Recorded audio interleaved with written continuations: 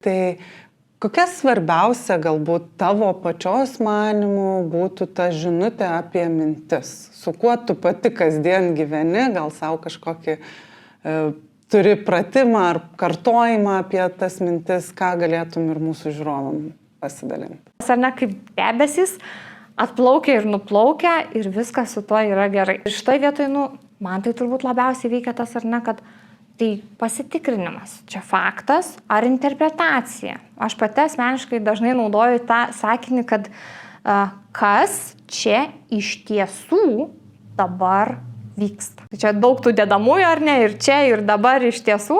Ir jeigu pradedi žiūrėti, tai tada, toks atsiranda, ar ne, stabdis, kad, rimtai, o čia, gal tikrai čia kažkas ne to, gal tikrai čia dabar ta emocija užvaldė, aš čia pasielgiau taip įdomiai, kas čia buvo, tiesiog toks supratimas ir svarbiausia turbūt gal priėmimas, ar ne, kad normalu visaip jaustis, normalu, kad ateina visokių minčių, viskas su tuo gerai.